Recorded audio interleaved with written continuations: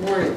Good morning. Before I get started, I want to tell you that the devil's out probably trying to buy some Long Johns this morning. Because there's people in my past that would have thought this would never have happened. I'm having a little hard time believing it myself. I called my message today, My Story and His Story.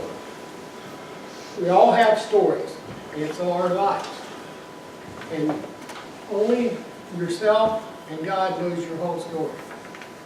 Because your spouses, your parents, they can't be with you all the time, so they don't know everything. They don't know all the ins and outs. They don't know your heart. And that's what God knows. And, of course, you know what's in your heart, or you should. I picked Isaiah 41:10 as my as the opening today because it says, "Fear not, for I am with you. Do not be dismayed, for I am your God. I will strengthen you. I will help you. I will uphold you with my righteous right hand." That's a promise from God, and that's something that we all need to realize, that God is with you all the time. Now, this morning I'm going to tell you part of my story. It started, where I'm starting at on this is several years ago. I used to come to church with Cora once in a while, and Pastor Ravina was here then. I don't know how many of you would remember her, but she was a nice lady, a black lady, but she was a big city girl, and she didn't know a whole lot about the country and stuff. And she had one famous quote that I'll never forget, and that was the day about the combines out here in the field. For those that you weren't here that time, there was a combine right out in this field beside us, and it was a Sunday morning that he was doing this combine. And she said, "It's just like that farmer being out there in these concubines." So that was her famous quote. That's when I was coming. And I was coming and I spending time at church, and I was enjoying myself, and I'd come to Sunday school and everything. But I hadn't given myself up to God, so really it wasn't doing me much good, because the only time I thought about it was when I was here at the church. And but at that time I had a family, good job, good home. I was living the American dream. But in this, when you live the American dream, sometimes you forget that God gives you that kind of stuff, and you don't realize it. You don't even think about it. About this time we had a family crisis, and it's no secret, Steve was arrested, and it was a trial. He was found guilty. And through this period, Cora and I went through every kind of emotion you could think of, and none of them were good. Through all this, I was praying, I was begging, pleading with God to please help Steve, help us get through all this. Until recently, it was probably the most praying I'd ever done in my life. But I got to tell you, it didn't do much good. It wasn't very effective prayers, because I had no relationship with God. He heard, but why would he answer if he had no relationship with me? I've come to learn that you have to have a relationship with God. But like most people, I was living the American dream. I didn't spend any time at all with God. Well, then the judge gave the sentence out. And the sentence was the maximum he could give. And I got mad. I lost my temper, and I wasn't a very nice person. I tried to look this up. Mad does not describe how I felt at the time. But I found a definition. The British call mad, when they say mad, they mean mentally ill, insane, or broken. And I gotta say, that's probably the best description of me. Was at the time I was broken. Until that happened to me, I had heard before about broken lives, but I don't think that if you haven't been through something like that, I don't think you can understand what a broken life is. When I heard the story this morning about the Kindles, I'd heard it before and stuff.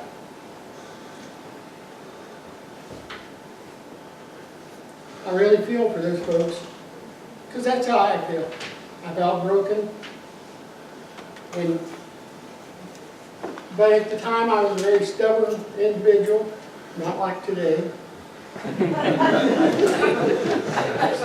So instead of falling back to what I should have done, I started blaming. I blamed Steve. How dare Steve do something like this to me?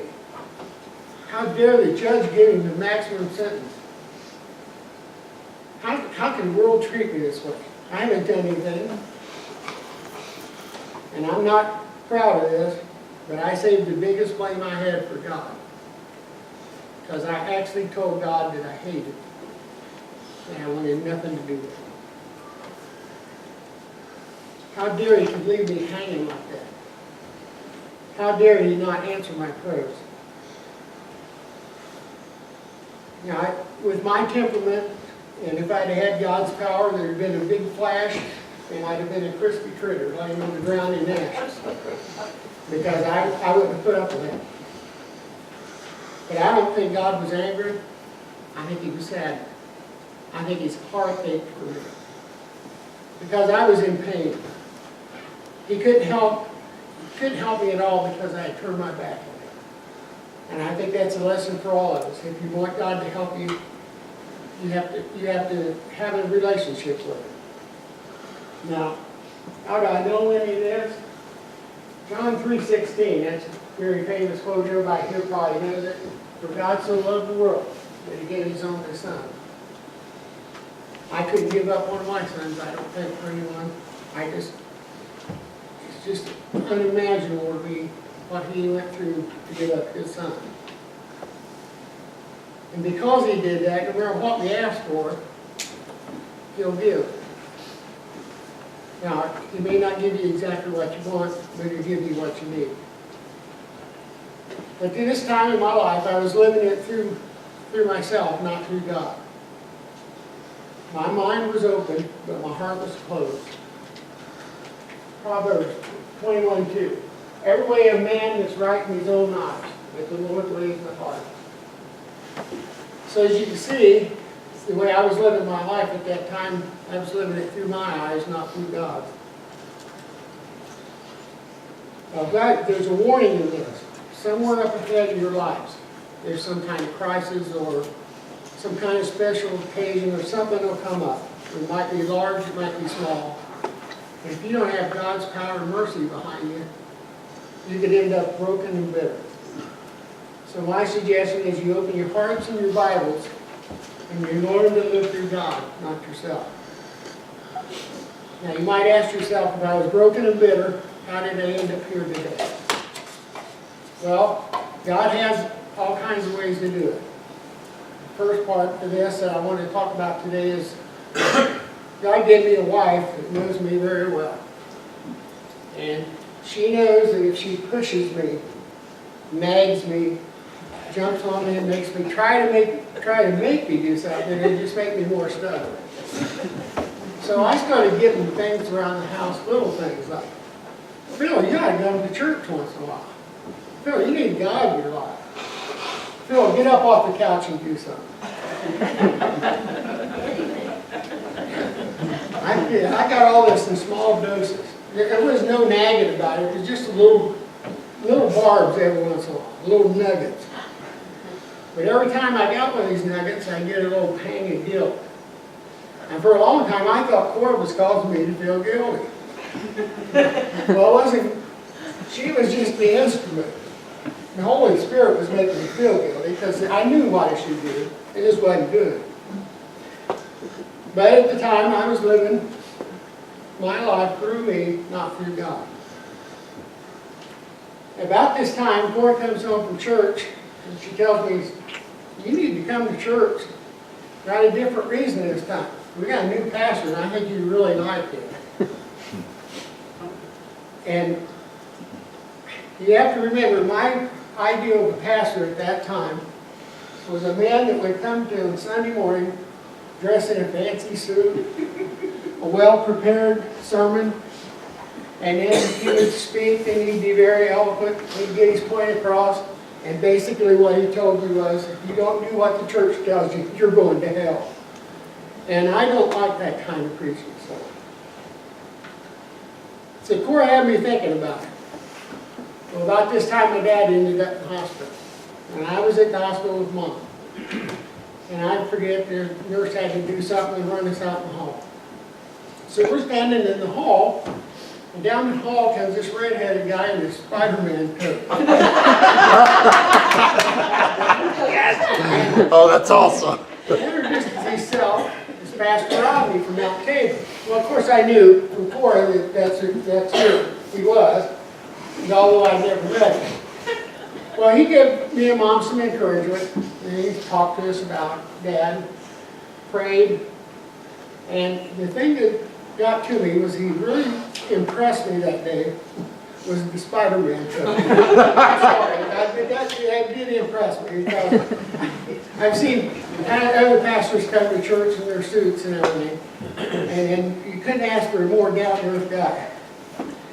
It seems like you've heard me say this before, and I don't mean this in a bad way, but Rodney's like an itch that you can't scratch. You can't help but like him. If you spend any time with him at all, you know you're going to like him. And I really thought this over, and here's what I come up with. You can't help but like him because he's so sincere, and he's very passionate. And he's not a typical pastor by any means, but he's very effective, and that's because he walks with God. He doesn't live his life through himself, he's living it through God. And that's something that I'd like to learn to do on my own. Now, about this time, Cora comes over the one card. You guys remember the one cards? If you weren't here at the time, Rodney passed out these cards, and you were to take that card and hand it to the one person that you wanted to come to church with. Cora brought a one card home for me. Now, she asked me to come to church, and like I said, she'd already been working on me, all these little jabs, and it wasn't one about getting me off the couch and doing something, but she got me to come to church. She got me to promise to come to church, and she also at that time asked me if I would attend a men's group once too. So I agreed to do that. Well, the one Sunday was Easter. That was the Sunday that he picked to be the one Sunday. Now, if you were here that day, you got to remember that how happy Rodney was that we broke the record. They had set up here for. In fact, it was hard to get him out there. They were in there so long. But he was so happy when he got to knock that out and put a new number. Oh, yeah. Now, I got to tell you something. I went a member of the church then, and it was probably the third time I've been to church, but I was proud of that too. I mean, if you were here that day, you had to be proud of it. So. Oh, yeah. Oh, it's definitely. Well, like I said, I actually come a couple weeks before Easter. And a lot of that was between Cora and Rodney. They kind of suckered me in on it. But I had been wondering about it. So I got here, and I couldn't believe it. I sat there, about where she's sat right now, we sat there. Rodney had wrote an entire sermon directed right at me. I mean, he couldn't have spoke to me and not give me anything like that. And that really impressed me. It also made me want more. So I came back, and guess what? The second week was another sermon directed directly at me. So, and I'm sure I see the nods out there. I can see right now that a lot of you've experienced that. It just shows you the power of God. It can't be something that we make up as the stuff that happens. Well, anyway, I had come to church, so I decided to try the men's group. I had promised Cora I would. I went to the men's group, and I was very impressed with it. It was open, had a good time, I learned a little bit, but by this time, even somebody slow-witted like me had got it. I needed to come to church on a regular basis. There was an old saying that I got from my aunt's Baptist church when I was little. I was burning up with want. That was a thing that they said a lot there. So. But God was working on me. Stubborn or not, He was working on me.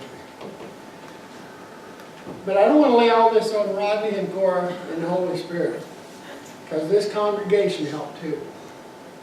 Every time I walked through that door, I was treated like family. People that barely knew me, just treated like family. And that was very important.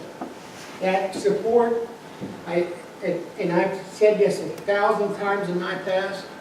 At one time I thought, you don't need a church, you don't need a fellowship. All you need is a Bible and your belief with God. But that's not true. You need that fellowship. That camaraderie and just being with each other, being able to talk to people and have people with the same thoughts.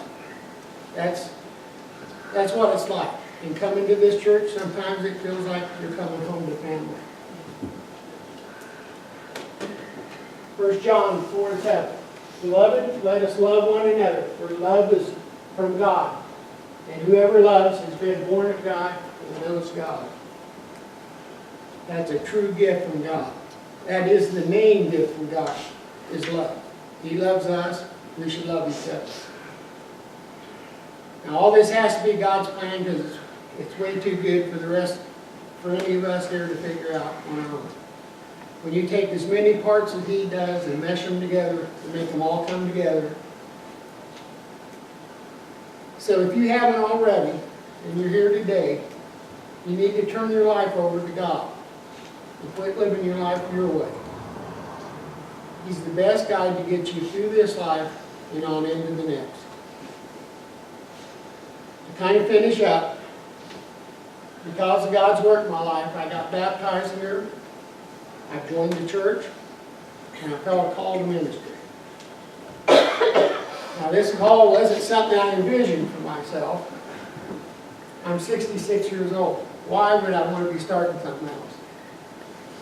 I was reading the Bible the other day, and there's the story of Moses. I found out that Moses was 80 years old when he got called to go talk to Pharaoh. He complained that he wasn't a very good leader, so he asked for help. And God said, I'll send your brother to help you. His brother was 83. He was 83 years old. So these weren't young men. So you could tell that age has nothing to do with it. I spent a couple really tough weeks with very little sleep. But how can you tell God no? When He's telling you to do something, I think it's your duty to do it. When you come right down to it, I think Jesus said it best. He said, I am the way, the truth, and the life. No one comes to the Father except through me. So my message today, if you don't get anything else out of it, is to step into the light and live your life through Him. Let's pray. Heavenly Father, thank you for giving me the time up here today. Thank you for all the folks that were here. And I hope that someone got a good message from it. In the holy name, amen.